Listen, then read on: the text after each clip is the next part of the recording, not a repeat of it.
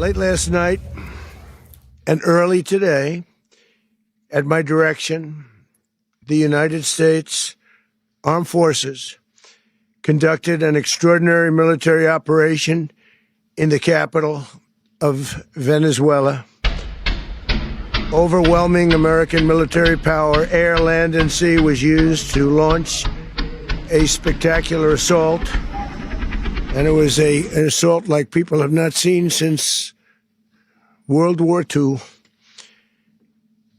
It was a force against a heavily fortified military fortress in the heart of Caracas to bring outlaw dictator Nicolás Maduro to justice. This was one of the most stunning, effective, and powerful displays of American military might and competence in American history. And if you think about it, we've done some other good ones, like the attack on Soleimani, the attack on al-Baghdadi, and the obliteration and decimation of the Iran nuclear sites just recently in an operation known as Midnight Hammer. All perfectly executed and done. No nation in the world could achieve what America achieved yesterday, or frankly, in just a short period of time. All Venezuelan military capacities were rendered powerless as the men and women of our military, working with U.S. law enforcement, successfully captured Maduro in the dead of night. It was dark. The lights of Caracas were largely turned off due to a certain expertise that we have. It was dark and it was deadly. But captured along with his wife, Celia Flores, both of whom now face American justice. Maduro and Flores have been indicted in the Southern District of New York, it's Jay Clayton, for their campaign of deadly narco-terrorism against the United States and its citizens. I want to thank the men and women of our military who achieved such an extraordinary success overnight with breathtaking speed, power, precision, and competence. You rarely see anything like it. You've seen some raids in this country that didn't go so well. They were an embarrassment. If you look back to Afghanistan, or if you look back to the Jimmy Carter days, they were different days. We're a respected country again, like never before. These highly trained warriors, operating in collaboration with U.S. law enforcement, caught them in a very ready position. They were waiting for us. They knew we had many ships out in the sea, just sort of waiting. They knew we were coming. So they were in what's called a ready position. But they were completely overwhelmed and very quickly incapacitated. If you would have seen what I saw last night, you would have been very impressed. I'm not sure that you'll ever get to see it, but it was an incredible thing to see. Not a single American service member was killed, and not a single piece of American equipment was lost. We had many helicopters, many planes, many people involved in that fight. But think of that, not one piece of military equipment was lost, not one service member was, more importantly, killed. The United States military is the strongest and most fearsome military on the planet by far. With capabilities and skills our enemies can scarcely begin to imagine. We have the best equipment anywhere in the world. There's no equipment like what we have. And you see that even if you just look at the boats. You know, we've knocked out 97% of the drugs coming in by sea. 90%. Each boat kills on average, 25,000 people. We knocked out 97%. And those drugs mostly come from a place called Venezuela. We're going to run the country until such time as we can do a safe, proper, and judicious transition. So We don't want to be involved with having somebody else get in, and we have the same situation that we had for the last long period of years. So we are going to run the country until such time as we can do a safe, proper, and judicious.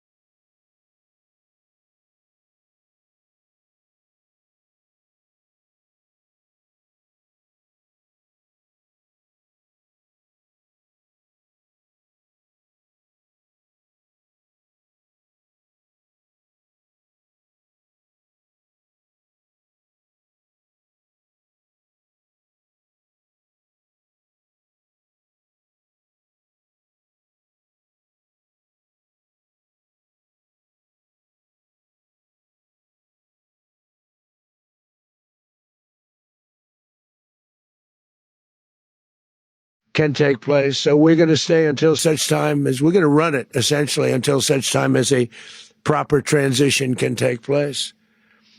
As everyone knows, the oil business in Venezuela has been a bust, a total bust, for a long period of time. They were pumping almost nothing by comparison to what they could have been pumping and what could have taken place. We're going to have our very large United States oil companies, the biggest anywhere in the world, go in, spend billions of dollars, fix the badly broken infrastructure, the oil infrastructure, and start making money for the country. And we are ready to stage a second and much larger attack if we need to do so. So we were prepared to do a second wave if we needed to do so. We actually assumed that a second wave would be necessary, but now it's probably not. The first wave, if you'd like to call it that, the first attack was so successful, we probably don't have to do a second, but we're prepared to do a second wave, a much bigger wave, actually. This was pinpoint, but we have a much bigger wave that probably won't have to do. This partnership of Venezuela with the United States of America, a country that everybody wants to be involved with because of what we were able to do and accomplish, will make the people of Venezuela rich, independent, and safe.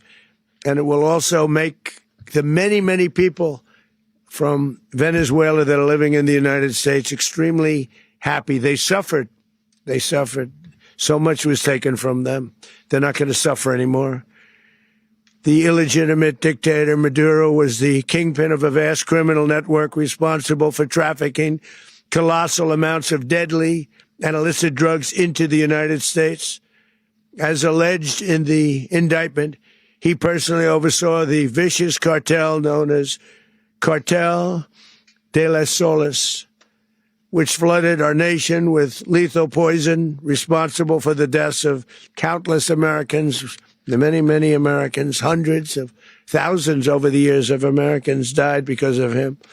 Maduro and his wife will soon face the full might of American justice and stand trial on American soil. Right now, they're on a ship they'll be heading to, ultimately, New York. And then a decision will be made, I assume, between New York and Miami or Florida. But we have people where the overwhelming evidence of their crimes will be presented in a court of law. And I've seen it. I've seen what we have. It's both horrible and breathtaking that something like this could have been allowed to take place. For many years after his term as president of Venezuela expired, Maduro remained in power and waged a ceaseless campaign of violence, terror, and subversion against the United States of America, threatening not only our people, but the stability of the entire region. And you all saw it. In addition to trafficking gigantic amounts of illegal drugs that inflicted untold suffering and human destruction all over the country, all over, in particular, the United States. Maduro sent savage and murderous gangs, including the bloodthirsty prison gang, Tren de Aragua, to terrorize American communities nationwide. And he did indeed. They were in Colorado. They took over apartment complexes. They cut the fingers off people if they called police. They were brutal, but they're not so brutal now. And I just have to congratulate our military, Pete and everybody, and our National Guard, because the job that they've done, whether it's in Washington, D.C., where we have a totally safe city, where it was one of the most unsafe cities anywhere in the world, frankly, and now we have no crime in Washington, D.C. We haven't had a killing. We had the terrorist attack a few weeks ago, a little bit of a different kind of a threat, but we haven't had a killing in a long period of time, 6-7 months. We used to have two, on average, 2 a week in Washington, our capital. We don't have that anymore. The restaurants are opening. Everyone's happy. They're going, they're walking their daughters. They're walking their children, their wives. They walk to restaurants. Restaurants are opening all over Washington, D.C. So I want to thank the National Guard. I want to thank our military. And I want to thank law enforcement. Been amazing. And they should do it with more cities. We're doing it, as you know, and we're doing it in Memphis, Tennessee right now, and crime is down. We've just sort of started a few weeks ago, but crime is down now 77%. And the governor of Louisiana called, great person, and he wanted us to help him, as you know, in a certain very nice part of Louisiana. And we have done that. And it was a rough section, and we have crime down. I understand it's down to almost nothing already after 2.5 weeks. New Orleans, it's down to almost nothing. And we've only been there for 2.5 weeks. Can't imagine why governors wouldn't want us to help. We also helped, as you know, in Chicago, and crime went down a little bit there. We did a very small help because we had no working ability with the governor. The governor was a disaster and the mayor was a disaster, but it knocked down crime. But we're pulling out of there. When they need us, we'll know. You'll know. You'll be writing about it. And likewise, Los Angeles, where we saved Los Angeles early on, where the head of the police department made a statement that if the federal government didn't come in, we would have lost Los Angeles. That's long after the fires. That's when they had the riots in Los Angeles. We did a great job. Got no credit for it whatsoever, but that's okay. It doesn't matter. We don't need the credit. But we'll be pulling out when they need us. They'll call, or we'll go back if we have to. We'll go back. But we did a great job in various cities. But the place that we're very proud of is Washington, D.C., because it's our nation's capital. We took it from being a crime-ridden mess to being one of the safest cities in the country. But the gangs that they sent raped, tortured, and murdered American women and children. They were in all of the cities I mentioned, Tren de Aragua. And they were sent by Maduro to terrorize our people. And now Maduro will never again be able to threaten an American citizen or anybody from Venezuela. There will no longer be threats. For years, I've highlighted the stories of those innocent Americans whose lives were so heartlessly robbed by this Venezuelan terrorist organization. Really one of the worst. One of the worst. They say the worst. Americans like 12-year-old Jocelyn Nungari from Houston. Beautiful Jocelyn Nungari. What happened to her? They, as you know, they kidnapped, assaulted, and murdered by Tren de Aragua animals. They murdered Jocelyn and left her dead under the bridge. There was a bridge that will never be the same to so many people after seeing what happened. As I've said many times, the Maduro regime emptied out their prisons, sent their worst and most violent monsters into the United States to steal American lives. And they came from mental institutions and insane asylums. They came from prisons and jails. The reason I say both, they sound similar. Actually, prisons a little bit more hostile, a little bit tougher. A mental institution isn't as tough as an insane asylum, but we got them both. They sent from their mental institutions. They sent from their jails, prisons. They were drug dealers. They were drug kingpins. They sent everybody bad into the United States, but no longer. And we have now a border where nobody gets through. In addition, Venezuela unilaterally seized and stole American oil, American assets, and American platforms, costing us billions and billions of dollars. They did this a while ago, but we never had a president that did anything about it. They took all of our property. It was our property. We built it. And we never had a president that decided to do anything about it. Instead, they fought wars that were 10,000 miles away. We built Venezuela oil industry with American talent, drive, and skill. And the socialist regime stole it from us during those previous administrations, and they stole it through force. This constituted one of the largest thefts of American property in the history of our country. Considered the largest theft of property in the history of our country. Massive oil infrastructure was taken like we were babies, and we didn't do anything about it. I would have done something about it.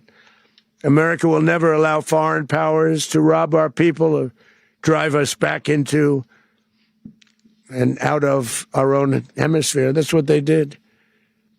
Furthermore, under the now deposed dictator Maduro, Venezuela was increasingly hosting foreign adversaries in our region and acquiring menacing offensive weapons that could threaten U.S. interests and lives. And they used those weapons last night. Potentially in league with the cartels operating along our border. All of these actions were in gross violation of the core principles of American foreign policy, dating back more than 2 centuries, and not anymore. All the way back, it dated to the Monroe Doctrines, and the Monroe Doctrine is a big deal, but we've superseded it by a lot, by a real lot. They now call it the Monroe Document. I don't know. It's Monroe Doctrine. We sort of forgot about it. It was very important, but we forgot about it. We don't forget about it anymore. Under our new national security strategy, American dominance in the Western Hemisphere will never be questioned again. Won't happen. So just in concluding, for decades, other administrations have neglected or even contributed to these growing security threats in the Western Hemisphere. Under the Trump administration, we are reasserting American power in a very powerful way in our home region. And our home region is very different than it was just a short while ago. The future will be, and we did this in my first term. We had great dominance in my first term, and we have far greater dominance right now. Everyone's coming back to us. The future will be determined by the ability to protect commerce and territory and resources that are core to national security. These are core to our national security. Just like tariffs are, they've made our country rich, and they've made our national security stronger than ever before. But these are the iron laws that have always determined global power. And we're going to keep it that way. We will secure our borders. We will stop the terrorists. We will crash the cartels, and we will defend our citizens against all threats, foreign and domestic. Other presidents may have lacked the courage or whatever to defend America, but I will never allow terrorists and criminals to operate with impunity against the United States.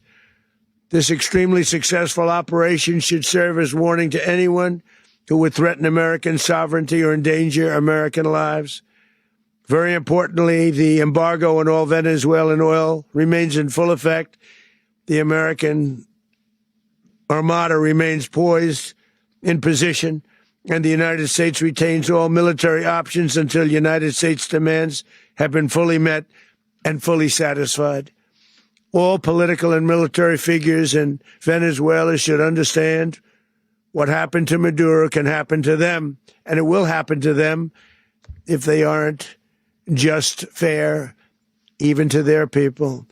The dictator and terrorist, Maduro, is finally gone in Venezuela. People are free. They're free again. It's been a long time for them, but they're free. America is a safer nation this morning. It's a prouder nation this morning because it didn't allow this horrible person and this country that was doing very bad things to us. It didn't allow it to happen. And the Western Hemisphere is right now a much safer place to be. So I want to thank everybody for being here. I want to thank General Raisin Kane. He's a fantastic man. I've worked with a lot of generals. I worked with some I didn't like. I worked with some I didn't respect. I worked with some that just weren't good. But this guy is fantastic. I watched last night one of the most precise attacks on sovereignty. I mean, it was an attack for justice. And I'm very proud of him. And I'm very proud of our Secretary of War, Pete Hegseth, who I'm going to ask to say a few words. Thank you very much.